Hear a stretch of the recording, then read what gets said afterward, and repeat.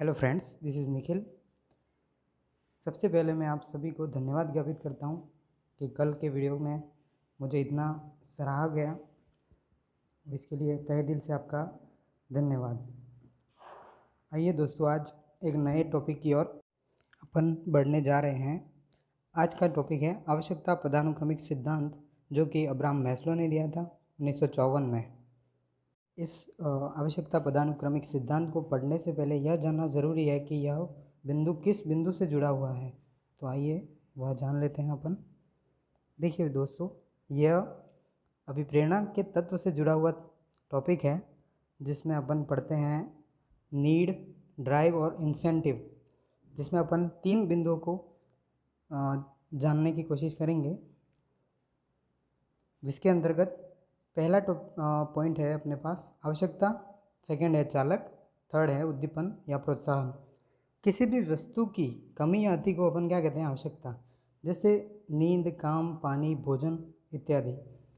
इन्हें अपन चक्रीय आवश्यकता भी कहते हैं, क्योंकि इनका मुख्य कारण यह है कि यह एक बार अपन ले लेते हैं तो ये निरंतर अपने कुछ अंतराल के बाद में वह वापस इनकी आवश्यकता अपन को पड़ती है। तो इस प्रकार से अपन इनको बोलेंगे चक्रीय आवश्यकता। सेकंड है अपने पास चालक। चालक के अंतर्गत अपन शरीर की आंतरिक क्रिया के जो विशेष प्रकार के व्यवहार करने के लिए प्रेरित करता है, जैसे भूख, प्यास, तो अपन को यह चालक के रूप में रहेगा। आवश्यकता सिद्धांत पदानुक्रमिक सिद्धांत था, जिसमें यह मुख्य बातें थी, पहले इसे जानना जरूरी था, इसलिए मैंने यह बता दिया। अब अपन बात करते हैं अब्राहम मैस्लो के आवश्यकता पदानुक्रमिक सिद्धांत की। जैसा कि मैं बता चुका हूँ कि यह सिद्धांत अब्राहम मैस्लो ने 1954 में दिया था। इनकी पुस्तक है अभिप्रेरणा एवं व्यक्तित्व। इन्हें अपन मानवतावादी मनोविज्ञान का जनक कहते हैं। इन्होंने क्या बताया कि मनुष्य को एक समग्रता से युक्त माना है, क्योंकि मनुष्य में वह समग्र गुण आदि सब आ जाते हैं। इनके कारण से इन्होंने मनुष्य को समग्र के रूप में देखा है। इन्होंने यह भी बताया कि मनुष्य को आवश्यकता प्रेरित करती है, तथा इन्हीं के आधार पर आवश्यकता पदानुक्रमिक सिद्धांत दिया था। अब आगे बढ़ते हैं। ये कुछ महत्वपूर्ण बातें थी। इनका यह जो पिरामिडीय सिद्धांत है वह सर्वाधिक बार पूछा गया यानी प्रश्न है। इसके अंतर्गत ये प्रश्न अधिकतर अपन को देखने मिलते हैं, जैसे CTET है, रीट में आदि में। जैसे इन्होंने बताया कि जो यानी ये पिरामिड के रूप में इन्होंने जो बताया है कि सबसे महत्वपूर्ण आवश्यकता अपन मान ले तो ये शारीरिक आवश्यकता कहलाती है, और यह निम्न आवश्यकता के रूप में भी इसे पहचाना गया है। यहाँ पर अपन इस पिरामिड के रूप में 5 मुख्य बिंदु को पढ़ेंगे। फर्स्ट है अपने पास, नीचे से देख रहे हैं अपन, शारीरिक आवश्यकता, सुरक्षा की आवश्यकता, सामाजिक आवश्यकता, सम्मान की आवश्यकता और आत्मसिद्धि की आवश्यकता। देखिए अपन एक व्यवहारिक जीवन की बात करते हैं। शारीरिक आवश्यकता की बात करेंगे तो व्यक्ति को शारीरिक आवश्यकताएं अपन बहुत ज़रूरी होती है। जैसे उन्हें अपन प्राथमिक आवश्यकता भी कहते हैं, जैसे भोजन, पानी, मल मूत्र त्याग आदि। ये सब क्या होता है उनके लिए? शारीरिक आवश्यकता है। इनकी आवश्यकता पूर्ण नहीं होगी तब तक आगे वाली आवश्यकता पूर्ण कैसे हो पाएगी? जैसे कि व्यक्ति के पास खाने के लिए ही यानी संसाधन नहीं है, तो वो उसकी सुरक्षा के रूप में घर कैसे बना पाएगा? यानी कि यह हायरार्किक सिद्धांत यह बताता है कि यानी एक ऑर्डरली रूप से, जैसे फर्स्ट आवश्यकता पूरी होगी तभी सेकंड आवश्यकता पूरी होगी। यह यानी मैस्लो ने यह बताया था इनमें।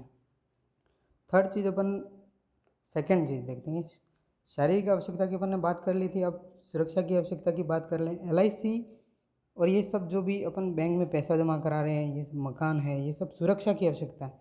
व्यक्ति की सुरक्षा होगी उसके लिए उसके पास मकान होना चाहिए, उसके पास बैंक में पैसा होना चाहिए, क्योंकि ये सब मुख्य पार्ट नहीं होकर द्वितीय पार्ट है। यह सब सुरक्षा के रूप में काम आते हैं। थर्ड चीज़ में आते हैं सामाजिक आवश्यकता।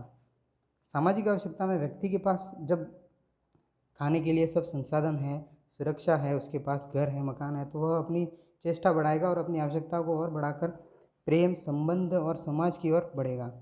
इसमें क्या है, व्यक्ति के स्नेह भाव, समाज में रहने की धीरे धीरे क्या आवश्यकता बढ़ती जाएगी। चौथे पॉइंट पे आते हैं, सम्मान की आवश्यकता या प्रतिष्ठा की आवश्यकता, ये मान लेना।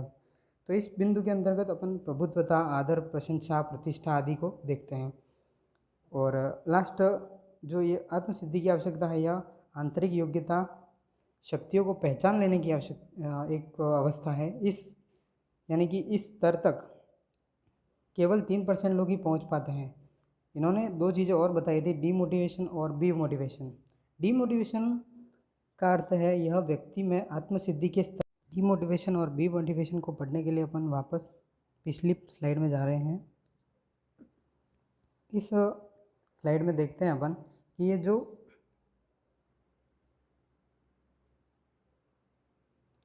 ये शारीरिक आवश्यकता, सुरक्षा की आवश्यकता, सामाजिक आवश्यकता और सम्मान की आवश्यकता, ये चारों को अपन डीमोटिवेशन के अंतर्गत इसको गिनेंगे, क्योंकि इन सभी आवश्यकताओं की क्या व्यक्ति को आवश्यकता होती है, यानी अभाव रहता है इन सभी का।